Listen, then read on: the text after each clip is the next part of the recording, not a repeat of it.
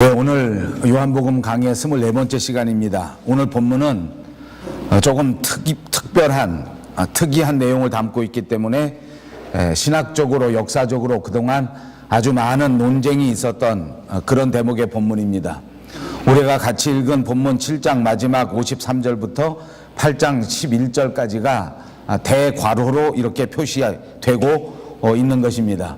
여기서 잠깐 우리가 성경 사본에 대한 문제를 말씀드리고 넘어가야 하겠습니다. 이 본문 내용을 기록할 때 이렇게 괄호를 써서 대괄호로 표시한 이유가 있었기 때문입니다. 옛날 성경이 발견된 사본 가운데 유명한 오래된 사본이 있는데 그것이 시내 산 사본 또는 알렉산드리아 사본 그리고 바티칸 사본 이렇게 불리우는 옛날 권위 있는 그런 사본들이 있습니다. 그런데 안타깝게도 우리가 읽은 이 7장 53절부터 8장 11절까지 있는 말씀은 이런 유명한 시내산 사본이나 알렉산드리아 사본에 기록되어 있지 않는 내용입니다. 이렇게 오래된 사본에 기록되어 있지 않는데 그러면 왜 성경에 기록했는가 하는 것은 최근에 이런 오래된 사본 말고 또 다른 사본들이 발견되기 시작했는데 그 발견된 새로운 사본 가운데 아주 유명한 것 그리고 아주 중요한 사본이 베자 사본이라고 하는 사본이 있는데 이 사본에는 우리가 읽은 7장 53절부터 21장까지의 내용이 기록되어 있는 것입니다. 당연히 신학자들은 이 기록이 맞는가 또는 그렇지 않은가 그리고 사본에 오래된 사본에는 없는데 이렇게 또 새로운 사본에는 기록되어 있는데 이걸 어떻게 해야 하는가 하는 것을 가지고 논쟁이 끊을 수가 없는 상황입니다. 그래서 신학자들은 어떤 사람이 더 많이 나가서 그러면 이 내용이 과연 요한복음에 있는 것이 맞느냐 그러면 이 본문이 과연 요한 사도가 쓴 것이 정확하냐 하는 것을 가지고도 또 문제가 되고 이 진정성에 관하여 역사적으로 끊임없이 문제가 되어 왔습니다. 그래서 많은 학자들은 이것을 빼자 많은 학자들은 이것을 성경에 넣을 수가 없다 이렇게 말하는 사람들이 있었음에도 불구하고 오늘날 우리 한국 사람들이 사용하는 개역 개정판 성경에는 이 내용을 대괄호로 이렇게 표시하면서 이 성경에 기록을 했단 말입니다. 이렇게 구차하게 괄호에 넣으면서까지 성경에다 이 말씀을 기록하게 된 것에는 이 내용 자체가 우리에게 주고 있는 의미가 아주 크다 하는 것을 우리가 생각해 볼 수가 있습니다. 그렇습니다. 이 대목이 우리에게 주고 있는 신학적 내용은 도저히 그냥 넘길 수 있는 그런 내용이 아니기 때문에 정확하게 기록을 해야 될 필요가 있었습니다. 사본에 문제가 있기는 하지만 그럼에도 불구하고 괄호를 쓰는 한이 있다고 할지라도 이 내용을 기록해야 되겠다. 이렇게 중요하게 생각하고 이렇게 꼭 기록하게 된 신학적 내용이라는 것이 과연 무엇이겠는가? 여러 가지로 설명할 수 있겠습니다만 한마디로 간단하게 설명하자면 바로 이런 것입니다. 예수님께서 오늘 이 간음하다가 들켜서 붙들려 온 이 여자를 정죄하지 않았다. 바로 이 내용입니다. 이것이 우리 그리스도인들이 가지고 있는 중요한 신학이요 이것이 우리 그리스도인들에게 있어서는 가장 소중한 뼈대의 신학이 되는 내용이기 때문에 이렇게 기록했단 말입니다. 다시 말씀드립니다. 예수님께서 이 여자를 정죄하지 않았다. 이 점이 중요하다는 말입니다. 이것이 신학의 근본입니다. 이것이 성경 전체의 가장 중요한 내용이라고 해도 과언이 아닙니다. 이것이야말로 예수 그리스도께서 이 땅에 오신 목적이라고 해도 과언이 아닐 것입니다. 그러므로 사랑하는 여러분, 오늘 이 본문의 내용을 우리 신앙생활할 때 여러분 마음속에 깊이 새겨두시기 바랍니다. 여러분의 신앙생활 매일매일의 삶 가운데 이 내용을 아주 중요하게 생각하시기를 주님의 이름으로 축복합니다. 오늘 본문이 이루어진 이 내용은 감람산과 예루살렘 성전을 배경으로 하고 있습니다. 본문을 다시 읽어드립니다. 다 각각 집으로 돌아가고 예수는 감람산으로 가시니라. 아침에 다시 성전으로 들어오시니 백성이 다 나아오는지라 앉으사 그들을 가르치시더니 이렇게 기록하고 있습니다. 예수님께서는 초막절 절기가 끝난 다음에 감람산으로 가셨습니다. 그리고 그 감람산에 머무시다가 아침이 되면 일어나셔서 다시 예루살렘 성전으로 들어오신 것입니다. 감람산은 그러므로 예루살렘 성전 근처 바로 옆에 있는 산입니다. 성경에 보면 예수님께서는 이 감람산에 아주 자주 올라가셨습니다. 중요한 일이 있을 때면 또는 습관을 따라서 이 감람산에 올라가셔서 기도하셨는데, 그래서 성경의 기록에 보면 예수님께서는 습관을 쫓아 감람산에 가셨다, 이렇게 기록한 기록을 볼 수 있는 정도입니다. 그러니까 예수님께서 감람산에 가시는 것은 어쩌다 한번 가신 것이 아니고 특별한 행사가 아니고 예수님께서 습관처럼 그렇게 가시는 그런 행사였다, 그 말입니다. 감람산에 가시는 것이 습관이 되어버렸습니다. 여러분, 우리가 사는 삶의 현장 가운데 습관이라고 하는 것은 정말 중요한 것 같습니다. 우리들 가운데 누구에게나 습관이 있습니다. 여러분들의 습관은 어떤 것입니까? 사람이 가지고 있는 생각이 행동을 낳게 되고 반복되게 행동하게 되면 그것이 습관을 형성한다고 합니다. 그리고 그렇게 형성된 습관이야말로 그 사람을 나타내고 그 사람의 인격을 만들어 나간다 하는 말이 있지 않습니까? 그러므로 여러분, 저와 여러분이 가지고 있는 습관은 우리의 인격을 대변하는 것이요, 우리의 삶의 됨됨이를 나타내는 것이라, 그 말입니다. 여러분에게는 어떤 습관이 있는가 한번 생각해 보시기 바랍니다. 내가 가지고 있는 습관이 내 모습을 나타낸다, 그런 것을 생각하시고 내가 즐기는 습관을 가지고 나의 모습을 한번 떠올려 보시고 내 모습을 한번 상상해 떠올려 보시기를 바랍니다. 여러분들 모습이 어떻습니까? 저도 제 자신의 모습을 가끔 생각해 봅니다. 제가 가지고 있는 습관을 가지고 저의 특징을 한번 생각해 본단 말입니다. 그럴 때마다 마음속에 느끼는 게 있습니다. 아차, 나 습관 정말 좋은 걸 가져야 되겠구나. 내 습관을 좀 고쳐야 되겠구나. 좋은 습관을 가지도록 노력해야 되겠구나. 시간만 있으면 기도하고, 시간만 있으면 찬송하고, 시간만 나면 성경 보는 습관을 가져야 되겠다. 사람만 만나면 어찌하든지 하나님의 귀한 말씀, 복음의 말씀을 전파할 수 있는 전도의 습관을 만들어야 하겠다. 그래야만 내 모습이 신앙의 사람으로 멋지게 아름답게 보일 수 있을 것이다 라고 생각한다, 그 말입니다. 여러분, 예수님께서는 날마다 감람산에 가시는 것이 습관입니다. 이렇게 감람산에 가셔서 늘 기도하시고 묵상하시고 말씀을 생각하셨단 말입니다. 그러므로 저와 여러분도 이렇게 예수님처럼 감람산에 가시는 것이 습관이 되어야 할 것입니다. 기도하는 습관을 가지시기를 주님의 이름으로 축복합니다. 찬송하고 전도하는 습관을 꼭 가지시기를 바랍니다. 감람산을 습관처럼 드나드셨던 것처럼 주님의 몸된 교회를 늘 가까이 할 수 있는 저와 여러분 되시기를 다시 한번 주님의 이름으로 축복합니다. 이렇게 습관처럼 자주자주 감람산에 가셨던 것을 볼 때에 감람산은 예수님에게 정말 큰 의미가 있는 산이었습니다. 아주 중요한 장소입니다. 성경을 보십시오. 예수님께서는 이 감람산에 가셔서 때를 얻어 기도하셨습니다. 그리고 시간 날 때마다 이 감람산에 가셔서 자주 유숙하셨습니다. 거기서 사람들을 모아 가르치셨고, 거기서 예루살렘을 바라보시면서 눈물을 흘리고 예루살렘아, 예루살렘아, 다시 한번 당신의 사명을 깨우치면서 다시 한번 눈물을 흘려 이 예루살렘 백성들의 그 불쌍한 영혼들을 향하여 구원의 사명을 다짐했던 곳이 바로 감람산이란 말입니다. 그것뿐만이 아닙니다. 이 감람산에서 예수님은 드디어 부활하신 후 하늘로 들려 올라가신 승천의 장소가 되었습니다.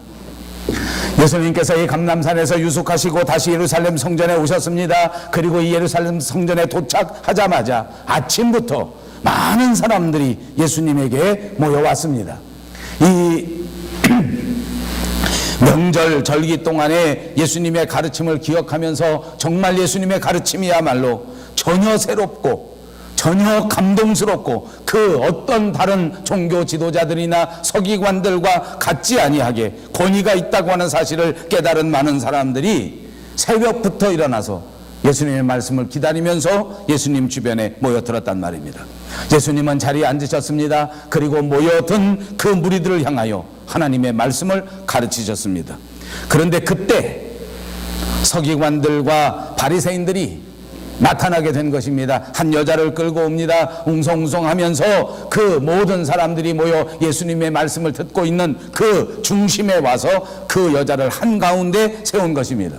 그리고 말하기를 이 여자는 간음하다가 현장에서 붙잡힌 여자인데 이 여자를 좀 재판에 달라, 이렇게 요청하는 것입니다. 그들은 예수님한테 요청하면서 이 율법의 말씀을 분명히 얘기했습니다. 서기관들과 바리새인들이 음행 중에 잡힌 여자를 끌고 와서 가운데 세우고 예수께 말하되 선생이여 이 여자가 간음하다가 현장에서 잡혔나이다. 모세는 율법에 이러한 여자를 돌로 치라 명하였거니와 선생은 어떻게 말하겠습니까? 이것이 3절과 5절에 있는 말씀입니다. 여러분, 이 서기관들과 바리새인들의 질문의 태도를 보십시오. 어딘가 잘못되어 있지 않습니까?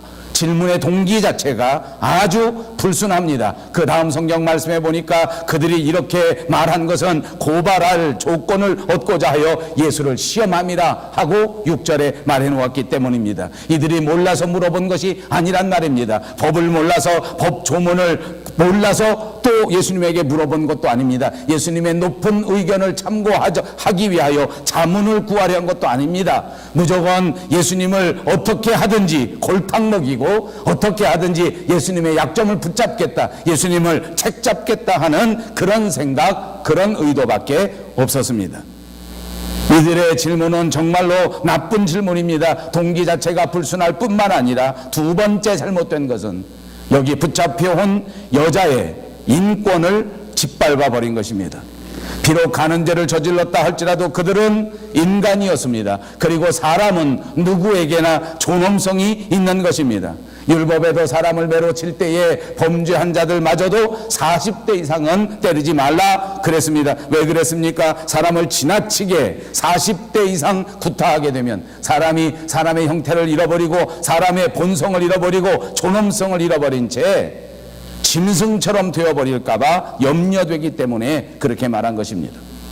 그런데 오늘 이 바리새인들과 오늘 이 서기관들은 이 여인을 붙잡아서 사람들 가운데 세워놓았습니다. 그리고 사람들 가운데 큰 소리로 이 여자의 부끄러운 치부를 떠벌리고 있습니다. 이 사람들을 한가운데 세워놓고 인민재판을 벌이고 있는 것입니다. 그리고 나서 그들의 의견을 분명하게 말했습니다. 이 여자를 돌로 쳐서 죽여야 한다는 의견입니다. 이 사람들은 성경을 날마다 연구하는 사람들입니다. 서기관들 아닙니까? 그리고 율법을 가장 잘 지킨다고 하는, 그것을 자랑으로 여기는, 그것을 자부심으로 가지고 있는 바리새파 사람들입니다. 그러나 보십시오, 이들의 자격은 진짜 자격 미달입니다. 이 사람들의 질문 가운데 함정도 있었습니다. 세 가지 정도의 함정이 있는데 첫 번째 함정이라고 하는 것은 예수님을 로마의 법과 모세의 법 양쪽 사이에 끼어들을 수 있도록 꾸며놓은 것입니다. 만약 이 바리새인들이나 이 서기관들이 말한 것처럼 돌로 치라라고 명령을 한다고 하면 로마의 법에 위배되는 것입니다. 왜냐하면 이때 당시 이 이스라엘 유대 나라는 로마의 통치를 받는 나라였기 때문에 사람을 죽이는 사형의 언도의 권한은 로마 정부가 가지고 있습니다.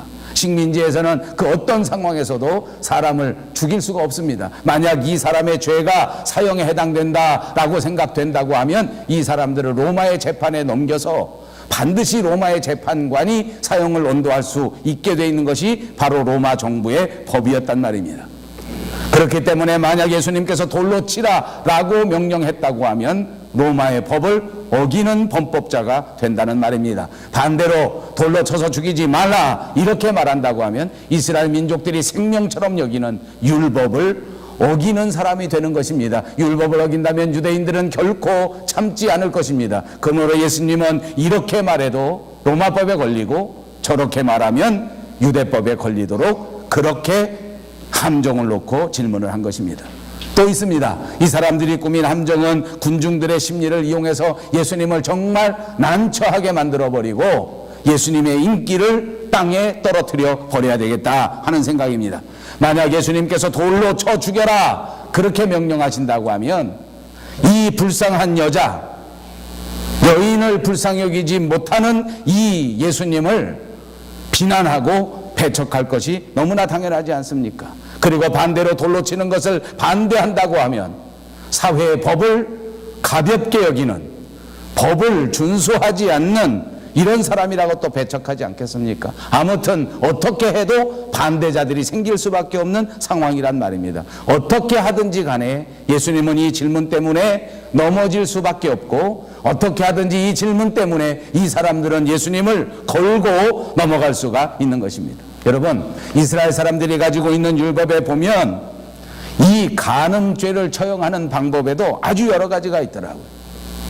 정말 저는 이런 걸 보면서 이 이스라엘 사람들은 옛날서부터 이 법체계를 얼마나 잘 만들었는지, 오늘날 현대 사람들도 이 법체계를 공부할 때 이 유대 사람들이 가졌던 법을 꼭 공부한다고 하는데 정말 체계가 좋았던 것 같습니다. 여러분, 율법에 보면 간음죄를 저지를 때에 여자만 처벌하도록 되어 있지가 않다는 것입니다. 기혼자가 간음죄를 저지르면 반드시 남자와 여자를 다 불러다가 남녀 모두를 쳐 죽이도록 규정해 놓았습니다. 그러므로 여자만 죽이도록 규정된 경우는 없다고 합니다.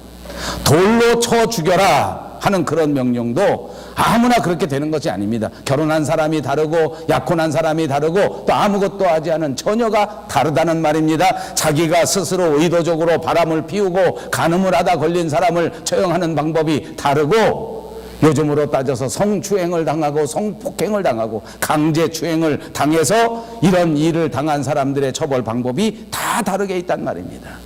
예를 들면 약혼한 사람이 인적이 없는 들판에서 강제추행을 당했다, 이런 경우에는 여자를 결코 돌에 쳐서 죽이지 않습니다. 오직 남자만 붙잡아다가 남자만 돌로 쳐서 죽이게 돼 있는 것이 바로 이 유대 사람들의 법전이었습니다. 자, 이런 정확한 상황을 다 둘러봐야 되는데 결국 예수님이 돌로 치라 하면 이 여자의 신원을 다시 파악해서 어떻게 하든지 예수님 걸고 넘어가겠다는 거예요. 만약 처녀인데 들판에서 강제추행을 당했다는데 그런데 돌로 쳐라 하면 율법 자체를 아주 완전히 어긴 것이기 때문에 또 이 사람들을 어떻게 하든지 걸어 넣을 수 있다 하는 것입니다. 이렇게 고발한 서기관들, 이렇게 고발한 바리새인들의 간교함을 우리가 볼 수 있는 것입니다. 여러분, 오늘도 싸우기 좋아하고 오늘도 고소하기 좋아하고 오늘도 남을 이렇게 협박하기 좋아하는 사람들은 가만히 보면 누구든지 다 간교합니다.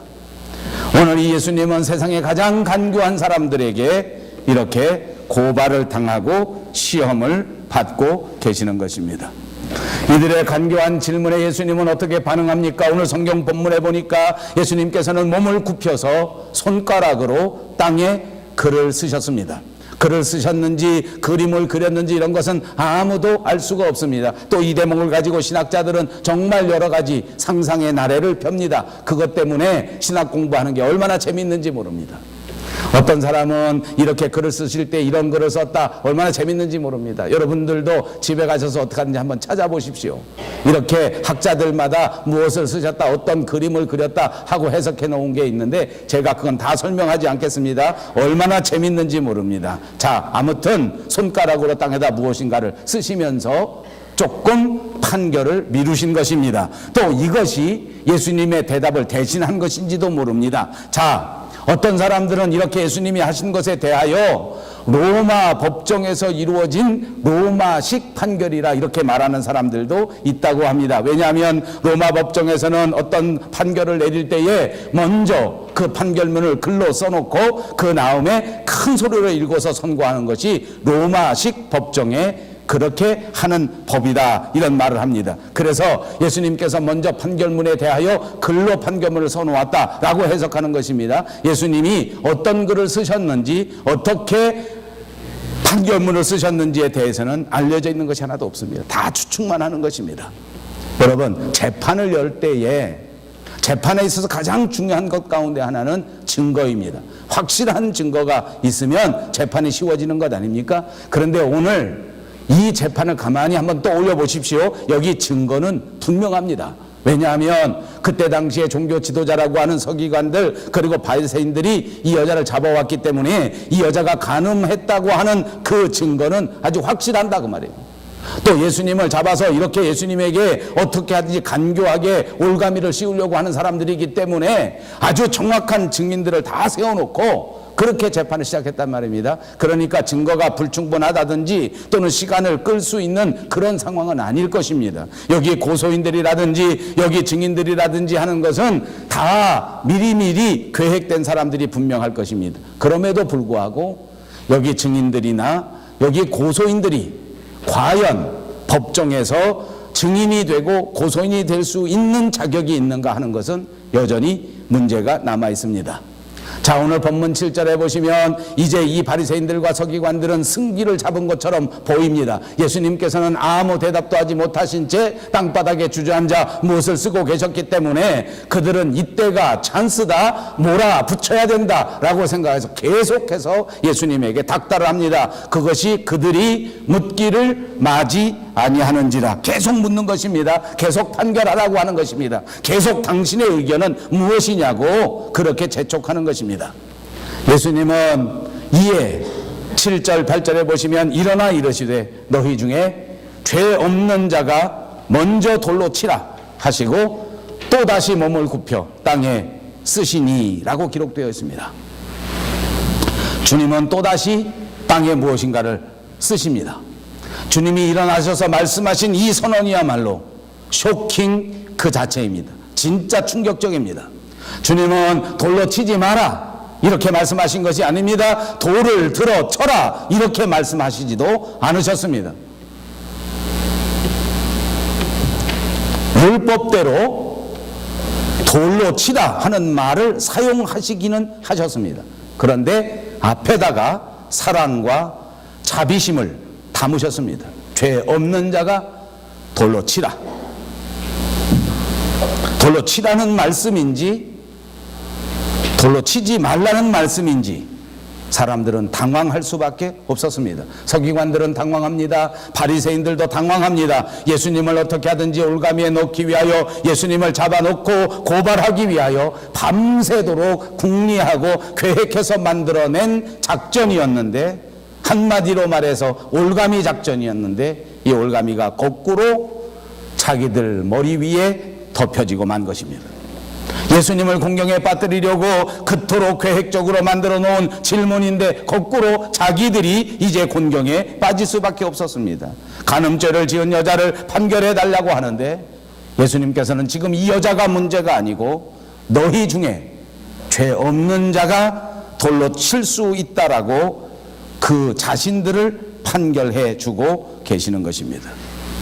여러분, 과연 출애굽기 23장 1절에도 말씀되어 있는 것처럼 이들에게는 증언대에 설 수 있는 자격이 필요했습니다. 남의 생명을 좌우하고 돌로 사람을 쳐서 죽이기 위해서는 증인으로 채택된 자가 반드시 자격이 있어야 한다는 것이 성경의 조건이란 말입니다. 자격이 맞는 사람만이 돌로 칠 수가 있단 말입니다. 증인으로 정확하게 채택된 자만이 이 판결에 동참할 수 있다는 말입니다. 먼저 치라는 말은 이 여자를 죽이는 그 판결에 증인이 될 수 있는 것인데 과연 스스로 이 증인이 될 수 있는 자격이 있는 자가 있느냐 하는 예수님의 반문인 것입니다. 그렇습니다. 지금 이 여자처럼 붙들리지는 않았다고 할지라도, 지금 이 여자처럼 다른 모든 사람들이 알 수 있도록 만천하에 공표되지는 않았다고 할지라도 과연 하나님 앞에서 죄 없이 떳떳한 자가 누가 있겠는가? 과연 하나님 앞에서 다른 사람을 죽여라, 다른 사람을 살려라 할 수 있는 자격이 있는 자가 어디 있겠느냐 하는 것을 생각해 보아야 하겠습니다. 그렇습니다. 유대인들은 누구나 다 하나님을 믿는 사람들입니다. 그리고 구약 성경의 사람들은 우리들보다도 훨씬 더 하나님의 말씀을 지키려고 애썼던 사람 아닙니까? 그리고 그들의 신앙 가운데 중요한 특징 하나는 하나님을 두려워하는 백성입니다. 그러므로 그들은 감히 하나님 앞에 나서지도 못합니다. 그들은 감히 하나님 앞에 하나님의 이름을 부르지도 못했습니다. 그들은 감히 하나님 앞에 눈을 들어 하나님을 쳐다볼 수도 없었습니다. 어떻게 감히 하나님 앞에서 나는 죄가 없다, 나는 무죄자다, 나는 자격이 있다 이렇게 나설 수 있는 배짱을 가진 사람은 한 사람도 없었습니다. 그들은 이 예수님의 말씀을 듣자마자 마음의 가책을 받았습니다. 양심의 가책을 받았습니다. 그래, 예수님이 내 죄를 다 보고 계시는데, 하나님은 내 죄악을 다 알고 계시는데, 거기 노인서부터 시작해서 젊은이까지 한 사람씩 슬금슬금 도망쳐 버렸습니다. 그리고 나중에 보니까 한 사람도 남지 않고 모두가 다 자리를 떠나버렸습니다. 예수님은 9절에 말씀합니다. 그들이 이 말씀을 듣고 양심의 가책을 느껴 어른으로 시작하여 젊은이까지 하나씩 나가고 오직 예수와 그 가운데 섰는 여자만 남았더라. 사랑하는 여러분, 이 대목에서 우리는 다시 한번 생각해 봐야 합니다. 우리는 이 세상에 살면서 남을 얼마나 잘 보는지 모릅니다. 얼마나 남을 잘 판단하는지 모릅니다. 얼마나 남의 행동에 대하여 빨리 생각하고 빨리 판단하는지 모릅니다. 그런데 오늘 이 대목을 보면서 우리가 마음속에 느껴야 할 것은 무엇인지 압니까? 남을 보는 시선보다 더 중요한 것은 내 자신을 바라볼 줄 아는 것입니다. 남을 비판하거나 남을 정죄하기에 앞서서 과연 나는 하나님 앞에 떳떳한가?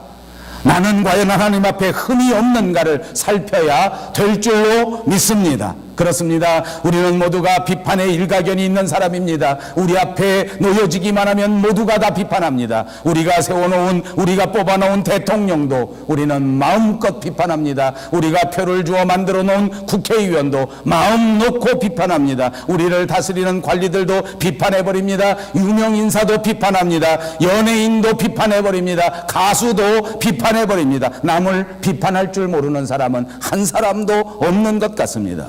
그러나 여러분, 문제가 뭔지 압니까? 남을 비판하면서도 자기 자신은 비판하지 않는 것이 문제입니다.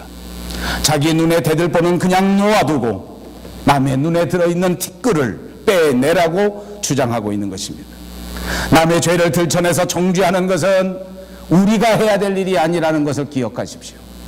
남의 삶에서, 남의 인생에서 문제를 들추어내고 이 문제를 가지고 정죄하는 것은 결국 하나님만이 하실 일인 줄로 믿습니다. 그러므로 우리가 해야 될 일이 아닌 것은 이제 손을 놓으십시다. 이제 우리가 하지 맙시다. 이것은 오직 하나님이 하실 일이니까 하나님 앞에 맡기고 내가 해야 할 일이 무엇인지를 반드시 점검해 보시기 바랍니다. 내가 할 일이 무엇입니까? 나는 나 자신을 살피는 일입니다. 남의 허물을 살피는 것이 아니라 나의 부족함을 살피는 것입니다. 남의 단점을 살피는 것이 아니라 나의 단점을 살펴보는 것입니다. 모든 사람들이 돌아갔습니다. 그리고 돌아간 뒤 예수님과 그 여자만 남았습니다.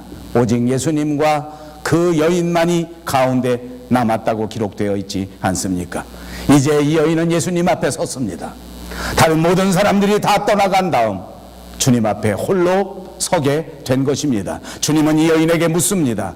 예수께서 일어나사 여자 외에 아무도 없는 것을 보시고 이러시되, 여자여, 너를 고발하던 그들이 어디 있느냐? 너를 정죄한 자가 없느냐? 그리고 예수님이 또 말씀하십니다.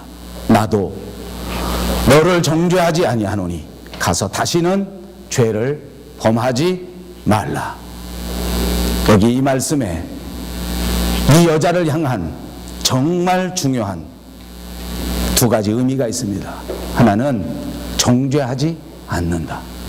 여러분, 착각하지 마십시오. 정죄하지 않으신다는 것이 무죄를 선언해 주신 것은 아닙니다. 다만 정죄를 보류해 주신 것입니다.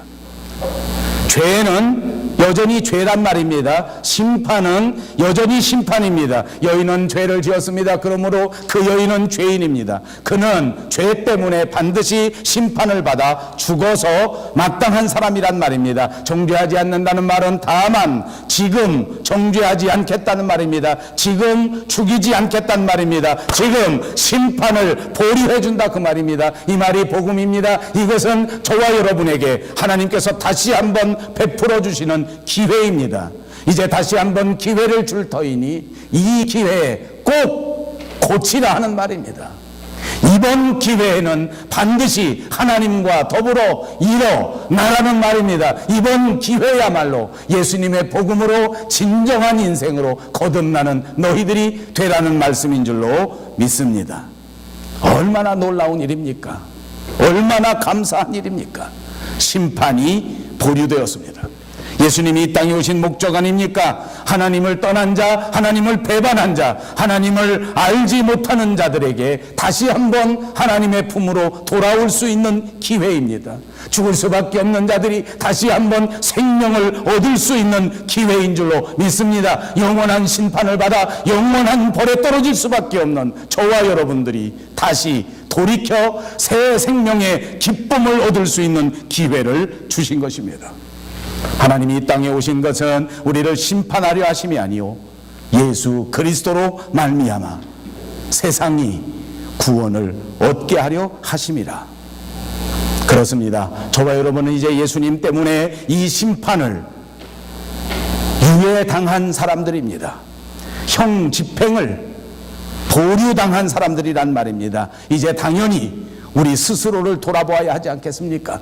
이제 우리가 정말 당연히 내 잘못을 고치고 내 허물을 고치고 내 죄악을 깨끗이 고쳐 하나님 앞에 완전히 거듭나는 사람들이 되어야 하지 않겠습니까? 그렇습니다. 마음속에 하나님 두기를 싫어한 죄 고쳐야 될 줄로 믿습니다. 진리를 바꾸어 거짓을 따라간 죄, 창조주를 버리고 피조물을 숭상한 죄, 모든 추악, 모든 탐욕, 악의, 시기, 살인, 분쟁, 악독, 수군수군하는 것, 비방, 하나님을 미워하는 것, 교만, 악을 도모하는 것, 부모를 거역한 것, 형제를 미워한 것, 무자비한 것 모두 다 던져 버리는 역사가 있으시기를 주님의 이름으로 축복합니다. 이걸 다 버려야, 이런 허물을 깨끗이 던져버려야 우리가 이 죽음을 면하고 새 생명으로 돌아올 수 있게 되는 것입니다. 그러므로 사랑하는 여러분, 오늘 이 요한복음 24번째 강해의 시간에 우리 모두가 우리의 허물을 깨끗이 고치고 하나님의 품 안으로 영원히 돌이키는 복된 자리가 꼭 되시기를 주님의 이름으로 축복합니다. 그리고 주님은 이 여인에게 말한 두 가지 중요한 두 번째 뜻이 있습니다. 그것은 다시는 죄를 범치 말라는 것입니다. 여러분, 집행유예를 받은 사람들에게 가장 중요한 건 뭔지 압니까? 이 집행유예 기간 동안에 결코 다른 죄를 저지르면 안 되는 것입니다. 여러분, 예수님께서는 이 여자에게 간음죄를 짓지 마라 이렇게만 말한 것은 아닙니다. 세상에서는 저는 법을 잘 모르기 때문에 집행유예 때 동일한 범죄를 또 지면 가중처벌이 되는데 집행유예 때 또 다른 죄를 지면 어떻게 되는지 저는 잘 모르겠습니다. 그러나 이 성경에 보니까 예수님께서는 지금 간음죄 짓고 용서해주고 유예해 주는데 그 다음에 또 똑같은 죄만 반복하는 것이 아니라 그 어떤 죄악이라도 이번 기회에 다시는 반복하지 말라. 그래서 다시는 죄를 범하지 말라 그랬어요. 간음죄만 다시 범하지 말라는 것이 아닙니다. 전반적으로 모든 죄악에서 떠나는 것이 중요하다는 것입니다. 그렇습니다. 저와 여러분은 하나님 앞에서 죄를 유예받은 사람들입니다. 이제 이번 기회에 다른 모든 죄악들도 다 깨끗이 떨쳐버려야 될 줄로 믿습니다. 여러분, 세상에서 가장 더러운 짐승이 무엇입니까? 제가 아는 가장 더러운 짐승은 돼지라고 합니다. 여러분, 돼지 막사를 아무리 깨끗하게 해줘도 아무 소용이 없습니다. 돼지는 또 돼지우리를 만들어버리기 때문입니다. 왜 그런지 압니까? 돼지 자체가 더러운 습성을 가졌습니다. 돼지우리가 깨끗해지려고 하면 돼지의 습성이 달라져야 된다 그 말입니다. 사람의 영적 상태도 그렇습니다. 한 가지 죄를 떼어내버리면 그 본성이 깨끗한 사람은 그 덕분에 이제 정말 다시는 죄에 빠지지 않고 깨끗한 영적 삶을 살아갈 수 있는데, 아직도 본성이 더럽고 추악한 어두운 본성의 사람이라고 하면 또 죄를 짓게 된다는 것, 또 돼지우리를 만들어버린다는 것입니다. 습관적으로 그렇게 합니다. 아까도 말씀드린 것처럼 이스라엘 사람들이라고 해서 남녀를 불평등하게 여자만 잡아 죽인 것은 아닙니다. 율법에도 남자도 잡아오고 여자도 잡아와서 둘 다 처분하는 것이 맞다 그렇게 했는데 오늘 여자만 잡아왔습니다. 왜 그랬겠습니까? 이것도 역사자들이 재미있게 다 추측해 올라갑니다. 그래서 왜 여자만 잡아왔는가 하는 것을 생각하는데 이렇게 판정합니다. 여러분, 남자도 걸렸습니다. 가늠하다 현장에서 붙잡혔으니까 분명히 남자도 있었습니다. 그런데 왜 남자는 안 데리고 온지 압니까? 한번 생각해 보십시오. 알아맞히는 사람이 있으면 예배 끝나고 밥 사드리겠습니다. 어떤 학자가 이렇게 해석해 놨습니다. 남자는 평생 한 번만 한 거래요. 그래서 용서하고 돌려보내 주었습니다. 여자는 밥 먹듯이 이런 죄를 저지른다는 거예요. 그래서 잡아왔다는 거예요. 여러분, 제가 이 설교 말미에 이런 거 내가 왜 하는지 압니까? 인간의 본성이 한 번 죄를 진 것은, 내가 예수 믿고 목사 생활을 해보니까 한 번 잘못한 거는 정말 아무것도 아니더라고. 진짜 정말 우리가 꼭 해결해야 할 것은 매일같이 돼지 새끼처럼 또 짓고 또 짓고 또 짓는 습관적인 범죄. 이거는 개혁하지 않으면 안 되는, 이건 떨쳐버리지 않으면 안 되는, 이걸 금식하면서 매달리고 하나님 앞에 기도하면서 매달리고 정말 주님 앞에 눈물로 호소해서 이걸 깨끗이 하지 않으면 벗어날 수가 없다는 거예요. 주님이 우리에게 다시는 죄를 짓지 말라고 한 것은 바로 이렇게 깨끗이 개혁하라는 것입니다. 완전히 일어서서 삶의 방향을 바꾸라는 것입니다. 그렇습니다. 예수를 믿었다고 해서 그 다음날 성자가 되는 것은 아닙니다. 그러나 여러분, 예수를 믿었기 때문에 이제 우리는 가치관이 달라져야 하지 않겠습니까? 예수를 믿었기 때문에 이제는 우리의 가정생활이 달라져야 하지 않겠습니까? 예수를 믿었기 때문에 이제는 사람 보는 눈이 달라져야 한단 말입니다. 삶의 태도가 바뀌어져야 합니다. 대인관계도 바뀌어져야 합니다. 교회 다니는 태도도 달라져야 합니다. 예수 그리스도께서 우리의 심령에 오시기만 하면 우리가 완전히 달라질 수 있는 줄로 믿습니다. 그러므로 오늘 이 시간 주의 성령이 우리를 충만하게 하셔서 다시 한번 우리를 전혀 다른 길로 이끌어 주시는 은혜의 시간이 꼭 되시기를 주님의 이름으로 축복합니다.